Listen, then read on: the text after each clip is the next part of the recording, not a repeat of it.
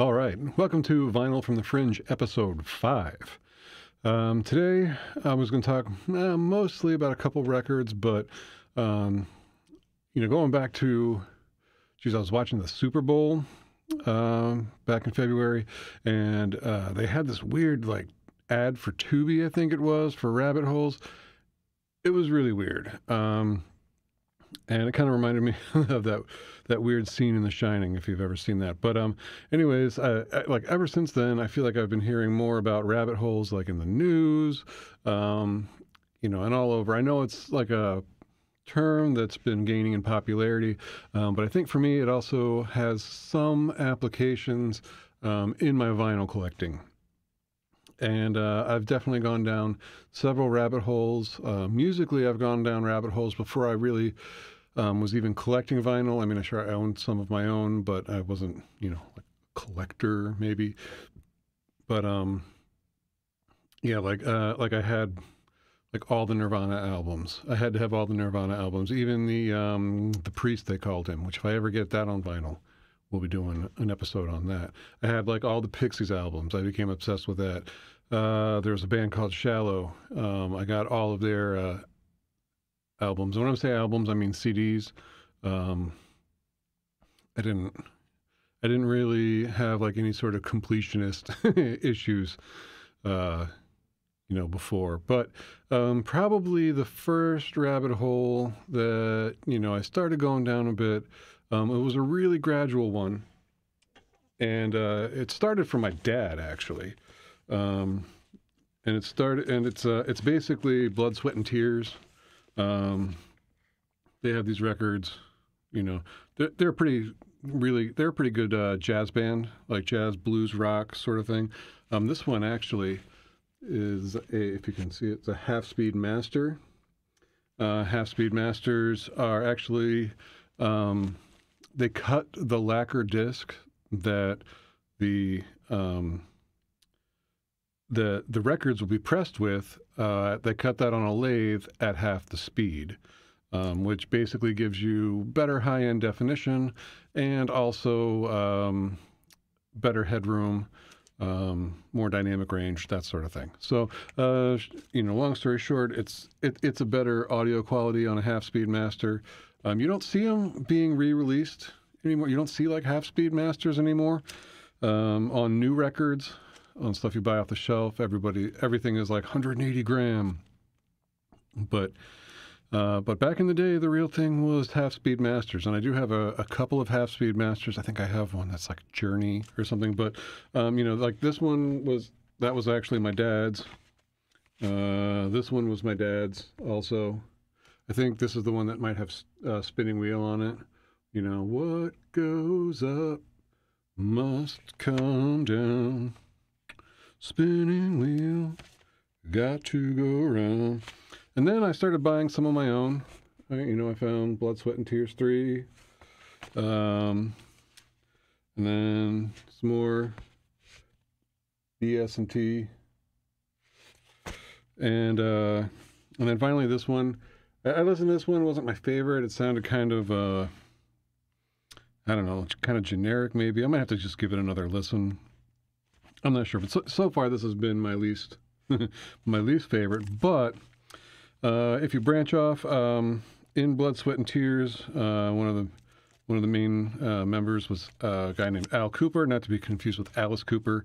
I believe he's a keyboard player. He was involved in this. How about this? I'll do this one next. This is like one of my favorite records of all times, and my dad totally got me into Super Session. It's got an amazing story behind it. It's really good blues rock, really awesome. Some good covers on there, including like Season of the Witch. Some really good early effects. There's one song that just everything is flanged on. I'll save it for its own episode. But this is, if you can find this and you like blues rock, buy it because it's a good one. And then finally, I saw Al Cooper's name on this guy, and I had to pick it up also. I don't remember this one so much, but that's one rabbit hole that started with one band, and a couple records I got from my dad, and it's just sort of, evolved. It's kind of like chasing an artist or a group, and then kind of exploring the little nooks and crannies, of their music. Lately, I know I covered Stuntman in an episode, but that was done by a guy named Edgar Froese. I still don't know how to pronounce his name. I think it's German. But, I got another one, and then he was in this band called Tangerine Dream. So I got some Tangerine Dream. Oops, this one. Tangerine Dream is awesome if you're going to get into a rabbit hole on them, because they release like 80 records, I want to say, over the course of their still going career. Edgar, sadly is it's got the Tangerine Dream at the top. They did this. I haven't watched this yet, but I did find it. The movie. This is a soundtrack, Sorcerer. Of all the Tangerine Dream I've listened to so far, this is the least accessible, but it's really cool. It's sort of Stranger Things-ish, electronic synth guitar music. They started in '67, and their first record was in 1970, and it's just amazing to hear some really, like, we'd almost consider it like cyberpunky or synthwave, to hear that kind of music, coming from records in the '70s. When it hits the early '80s, it's a little bit more expected, I want to say. But these people have been doing it forever. Somebody commented on one of my videos that they read that when Tangerine Dream actually first saw Stranger Things, or a trailer for it, they thought it was, so much like them that they were laughing, and then they went and binged watched the entire first series between concerts, and that's kind of cool too. That that they were pretty chill about it. But the rabbit hole that this episode is mostly going to sort of revolve around a little bit, or the first half of it, is Ravi Shankar. There we go. Ravi Shankar. This was my first Ravi Shankar record. Chappaqua was a movie about drug use or something. I haven't actually seen that movie, so I don't know. But, I was just sitting, I work from home. I was working from home one day, and I thought, I want to listen to some music, and I was like, I got this Ravi Shankar record. I've never listened to it. I don't even know how I got it, to be quite honest. I might have got it at like a thrift store. I might have inherited it from my great-grandfather-in-law. You get records over the years sometimes, and how they wound up in your stead can sometimes be a little bit of a source of confusion. You don't remember every single record you ever bought and where you got it. But I decided I wanted to get some more Ravi Shankar after listening to that. It was really good, and I'll get into why a little bit later. But I did probably. I got to get these in the right order here, or in the right direction. But I did probably the least responsible thing. I started looking on eBay for Ravi Shankar. And Ravi Shankar discs are plentiful. There are many, many records that he put out. But the problem is if you go to like the thrift store, you might not find them. You might find one, and if I found another one, for like $1, sure, I'd buy one that I don't have. And that's where Discogs really comes in handy. If you can put as much of your collection as possible on Discogs, I feel like it's almost impossible for me, but if you have internet access, you pretty much have like what's in your entire collection in your pocket.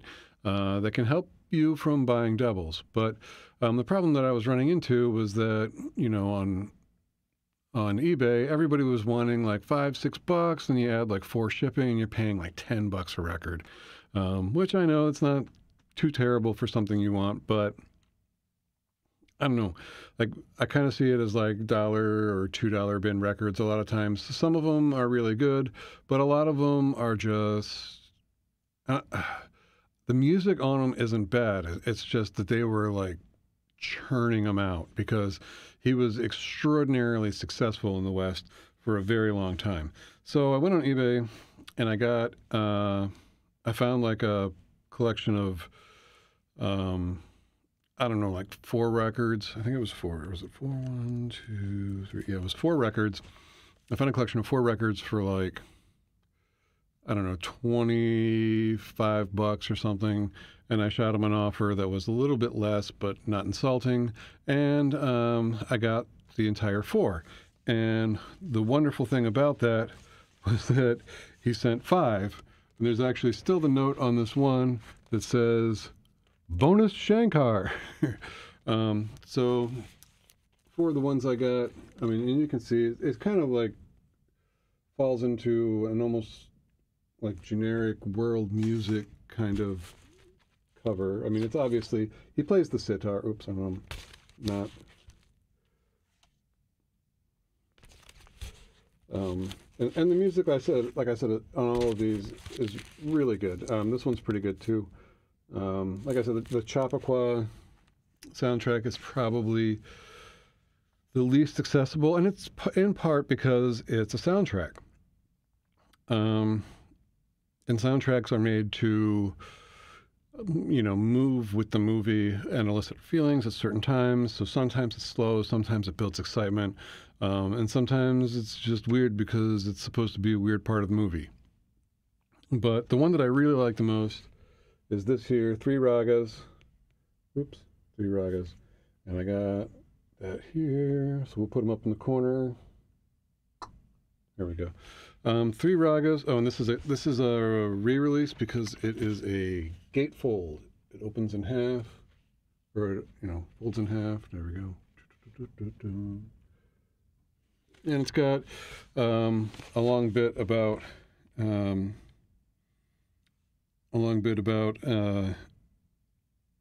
Indian music in it, and the Hindustani system, which he plays in, which is really informative. It's really pretty cool, and a little bit about his like training and all of that stuff in here. And if you watch interviews with Ravi Shankar, he seems really cool and really eager to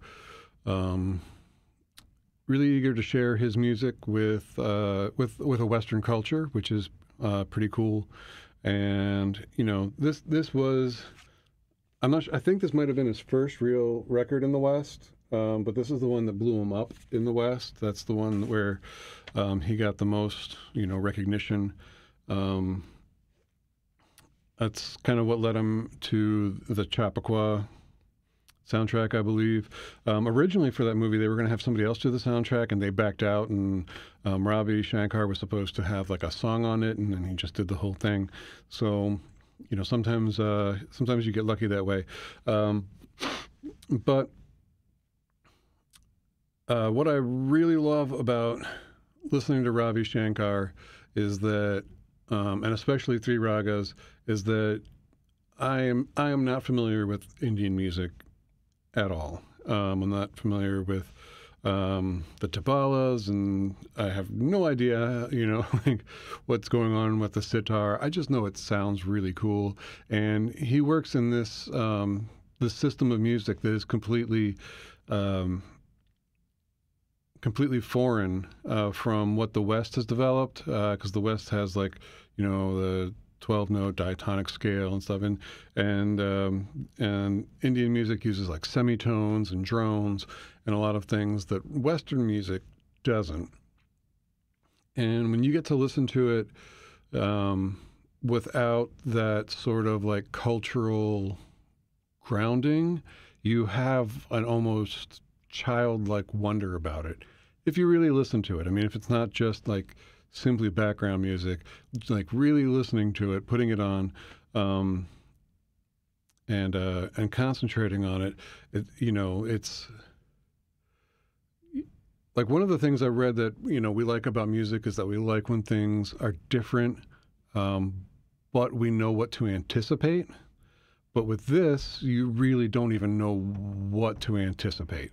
And even though he's working in this very different musical system, he's still able to really pull out of you things like anticipation and excitement or relaxation and calmness. And that's just an amazing ability for somebody to be able to do over such a cultural divide. I mean, it's kind of like language in that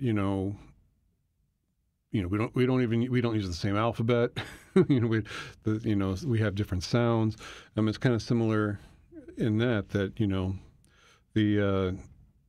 the language of music in his system is extremely different to the language of music in Western music. So I highly recommend getting some Ravi Shankar and listening to it. He's a brilliant and talented musician, and that's been said, from his own culture and from people in ours. Ravi Shankar really influenced the Beatles, especially George Harrison. And at that time in the 60s, and maybe even prior to, I feel like there was a sort of dissatisfaction with our own culture in the United States, and we went looking for other things. And this came up, in the sort of like pursuit of gurus and guruism. You can see, like maybe the darker side of that in the documentary Wild Wild Country. People were going to ashrams in India. Even the Rolling Stones, Painted Black. There was a lot of Eastern influence, not only in music, but in American culture at that time, to sort of maybe find something deeper or, I don't know. I don't know that I would say it was as much appropriation as it was searching for something outside of what they knew, is my interpretation. I wasn't alive then, so I don't fully know. But it was around that time the Hare Krishna or the Krishna movement came up. So he was maybe the spearhead of an entire searching for deeper meaning and spirituality through the exploration of Eastern cultures. And that's kind of cool. Let's see. Oh, yeah. The percussion on these is done by tablas. I don't know what a tabla is. I just know what it's called because I looked it up. And it is really cool. They sound like percussion instruments that can sometimes have deep, but also like moving tonalities to them. And it gives, when you have like that tonal movement in the percussion, it gives the percussion a movement in a way that we're not really used to. We don't have drums in Western culture that change tone per se, change like their frequency. But they do. And it's really cool to just, like you have all of this idea of what music is and what different things mean. You could do like da da da da. That's like Beethoven, and that's supposed to be big and boomy, and like we have this like grounding for what music is and should be, and what different things mean, and to pull yourself just completely out of that and drop yourself fully into something wonderful in a completely different paradigm it's really a freeing and exciting listening experience. So pick up some Ravi Shankar.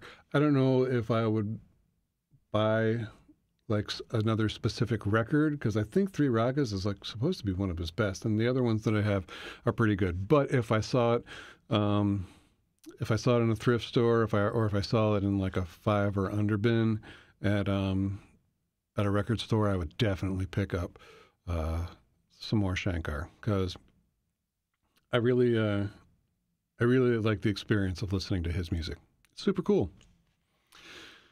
Next up, oh, this is a fun one. Next up is Lethal Weapon by Ice-T.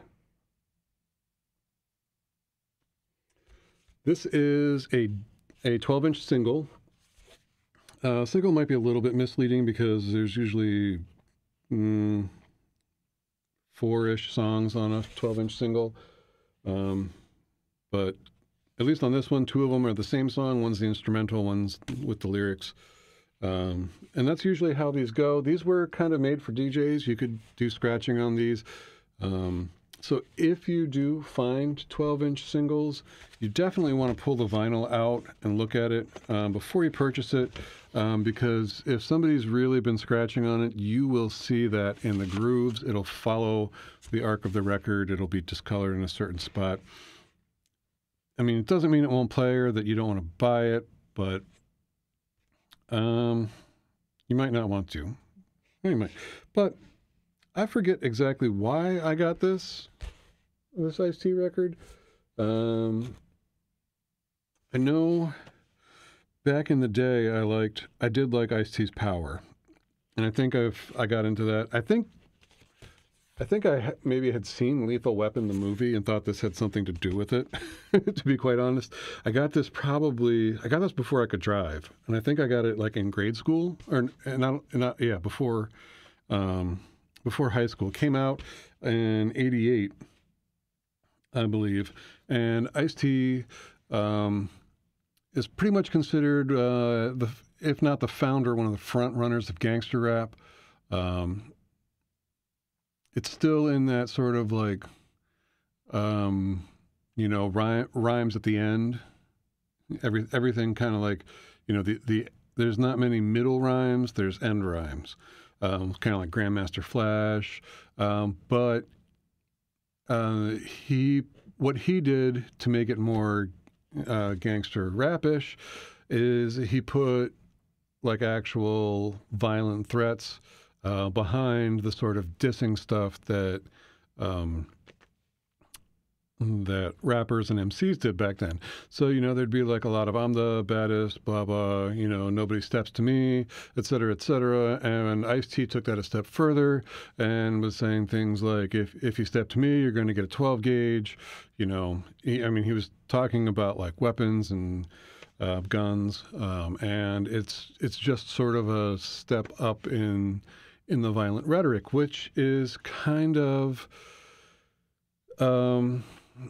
a paradox to a certain extent, because especially on this Lethal Weapon song, especially on that song, Ice-T is very expressive in that it's actually in the picture here. There's a brain inside the hand grenade there. He's very expressive about how his lethal weapon is his mind. He talks about how like there's more power in a book than a gun. He's it's very pro education, pro bettering yourself, lifting yourself up, and a lot of his rap music was that way. It's a lot of it's anti-drug, and so despite the fact that there's definitely these like heavy violent overtones in it, there's also this undercurrent of uplift in it, of trying to get people who maybe identify with this on a much more personal level than I ever could, trying to steer them in a positive direction. So that's kind of like it's kind of an interesting dynamic in that sort of sense. On the back, on the B side of this record, there's one song called Heartbeat that I'll talk about first, because Heartbeat in this 12-inch remix version is a really cool collaboration that he did with the band War. You might know War as the band that did Lowrider. And they also did, Why Can't We Be Friends? They were a classic rock band, and here they are doing a rap collaboration. It's pretty cool. It's really interesting to hear those two genres mix. And while I won't say there's no rough edges on it, it definitely works better together than you might think initially. But, 88, I think, that was after Run DMC did Walk This Way with Aerosmith. So, it's not like it was blazing a new trail per se, but it was definitely something that was out of the ordinary. And in this instance, it's really cool. And in this record here, that's the only place, aside from like YouTube, that you can find that track. It's not on any albums. The song Heartbeat without War on it is on one of Ice-T's records. But if you want to hear the Ice-T War collaboration, this is where you're going to find it.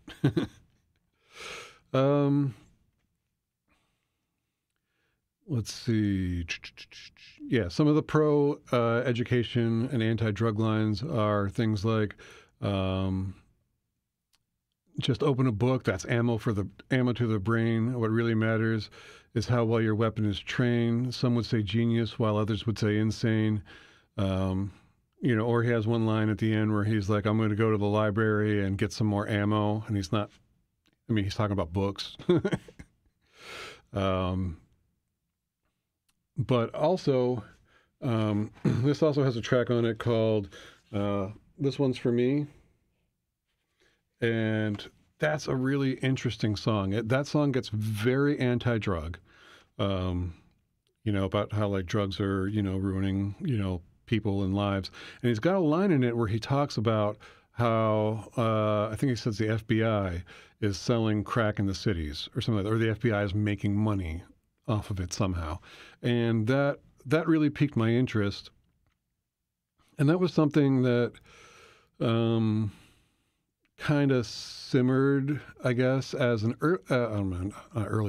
original conspiracy theories are probably around JFK's assassination, but it was an 80s conspiracy theory, and that kind of, I don't want to say it's a knee-jerk, but it wasn't like the first time you heard something like that. There were rumors or conspiracy theories that, the government created and dispersed AIDS, but, he was saying in this one, or giving credence to the idea that the government was selling crack cocaine to keep urban populations, subdued or incapacitated at times, or however you want to, word that, and a negative impact on urban society. And like I did a little bit of digging into that, like where did that actually come from? And it's interesting because, like I said, this came out in 88. Oops, wrong one, this way. That came out in 88. And the earliest I can find of anything like official in any sort of documents was like 86. There was a congressional investigation that found that the that the government, I can't remember if it was the FBI or the CIA, had given money to a Colombian separatist movement, and that Colombian separatist movement was also raising money by selling crack cocaine. So it's not like we were taking money from them; we were giving them, and they were Colombian, and Colombia sold a lot of cocaine back in the 80s. So that sort of got twisted into the government selling crack cocaine, and that was actually put forth in a couple of newspapers They didn't come out and fully say it, but they highly implied that the U.S. government had something to do with cocaine distribution in the United States, and that obviously that obviously amplified that message. And it's just an interesting, like, tidbit to history that's in this one rap song by Ice-T. I was a big Ice-T fan back in the day. I loved Power. I loved this single. Ice-T's Power is a great record. Then in 1992, Ice-T came out with a song called Cop Killer, which he states was written from the point of view of a fictional character that was tired of police brutality and decided to kill police officers. And there was an extreme backlash to that because at this point in time, rap had definitely, crossed the Gulf and was in the suburbs, a lot. Like, I knew a lot of people that loved rap, back in my high school days, like Cypress Hill and Ice-T, and even MC Hammer, which was out back then. So, rap had definitely crossed over, and there was a big revulsion to the song Cop Killer.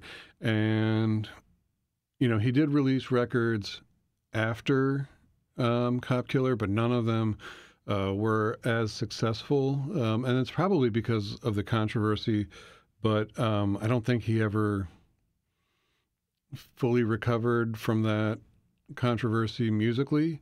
It was post, Rodney King, where America, for the first time for my generation, actually saw police violence like on TV in a very visceral way that just could not be ignored.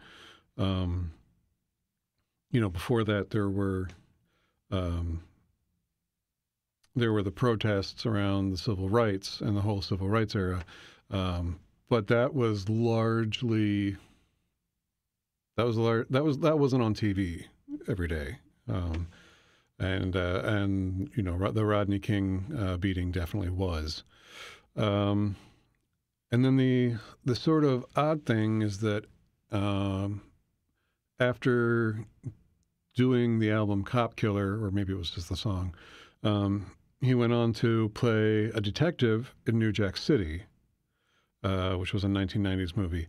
And he also now is probably most known for being on Law and Order SVU. He's one of the longest characters on that show as well, which is kind of an interesting dichotomy that he wrote a song that it was pro police killing, and then plays a police officer on television. So I think I was trying to suggest something about the duality of man, sir. The what? So yeah, there's definitely something about the duality of man in that, but I think the larger undercurrent is that he wants to be a positive role model. I think, or he wants to inject positivity in his work. So that's kind of where we wind up with Ice-T. I don't know how rare or anything this record is. I didn't look it up on Discogs, but it's really a cool one. It's not his earliest work, but it's definitely earlier. And yeah, I'd recommend that one. That record that's fringy. That's way out there. And it's cool that it has like a track on it that's just not anywhere else. I mean, you can, like I said, you can look it up on YouTube, and there is the same version on YouTube. But that track is not an easy one to find. But that is today's vinyl from the Fringe, episode 5. I hope you've enjoyed it. If you did, please help me out with the YT algo. Hit like and subscribe. Get the bell for notifications. If there's anything you want to discuss in the comments, feel free to leave them. I love interacting with people. We covered. I have piles of records around me now, yeah, those two, the Ravi Shankar and the Ice-T, those two are really good ones. So thanks a lot for hanging out, and we'll see you the next time.